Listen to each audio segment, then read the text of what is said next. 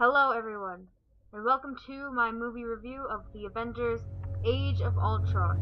Best movie I have seen in so long. Honestly, I believe it's better than the first one because there's more action. I love the action. Like there wasn't more action, it was just the comedy was better. It wasn't forced upon you. And like the first one where it's kind of like you laugh now. You have to laugh now. The one downside I think I'm probably being like fangirl here. There is no Loki. They're supposed to have an after credit scene with Loki, but they cut it out. I know there was a reason for it because they didn't want to throw too many different characters into one movie, which is understandable, but still it would have made a lot more, not a lot more sense, but it would have made it a lot more awesome because it would have foreshadowed Thor Ragnarok more. They foreshadowed Thor Ragnarok through Thor's vision that Scarlet Witch gave him and corrupted his mind, and he saw all of the Asgardians in hell, which is their underworld.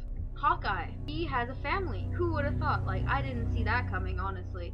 I thought he was gonna hook up with Black Widow, but turns out he has a kid on the way, and two younger kids as well. Natasha Romanoff, her past life, I honestly felt so bad for her, and I have more sympathy for Natasha Romanoff, because originally I didn't like Black Widow, but now I'm thinking, well, maybe we should give her a chance, right? Because she had a bad past. She's not able to have kids, just like Bruce Banner, who doesn't want to turn into the Hulk on his kids and kill them, which kind of ties into the relationship of Bruce Banner and Natasha Romanoff, where Natasha Romanoff actually falls in love with him. And, well, they kind of fall in love with each other, but he ends up running off, well, flying off, as the Hulk in a cloaked jet that they can't track, and Natasha Romanoff was planning with Bruce Banner that they're gonna run off together and not be found, which kind of broke my heart because he left her. Probably for her own safety, but he left her. Bruce Banner, as the Hulk, he got bad. He got worse. Like, he can't control it anymore. What it looks like. He can't control his anger. The smallest thing could trigger it. And what can stop it is the lullaby that Black Widow gives him, or Iron Man's Hulkbuster, which was the most badass fight I have seen in the Avengers. I loved it. And he pulled a Hulk on the Hulk. He punched the Hulk and knocked him off screen, just like in the first Avengers, the Hulk punched Thor off screen, which I found hilarious. Scarlet Witch and Quicksilver, I like those two. It saddened me seeing that Quicksilver die, seeing Scarlet Witch so alone afterwards, but seeing her join the Avengers just made me happy, thinking that maybe her life will be better, even though her brother just died. Ultron. I love Ultron. He's an amazing villain. He's serious, but has like a comic side to him.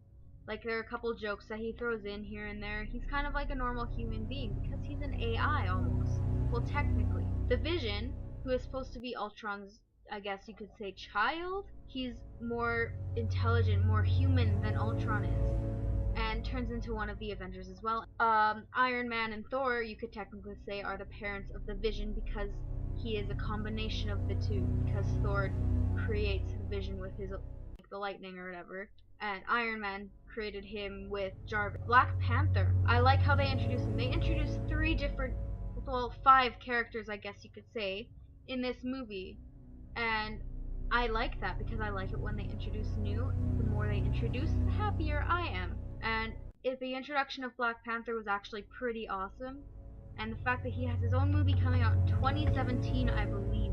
Do not quote me on that, because I could be wrong. I don't know if any of you have read this yet, but as soon as the Avengers Age of Ultron came out in theaters, they said that all of the stones that they find in this, like, series of Marvel movies spells out Thanos, like the Tesseract. The Mind Stone is one of them. There's a couple others, like the Aether from Thor Dark World is the A, and then there's a couple others that are going to be introduced, and they spell out Thanos. And Thanos' cameo in this movie, oh, just it was the smallest cameo ever, and one line, I'm just gonna have to finish it myself, sent chills down my spine. It makes me so excited to see the next movie.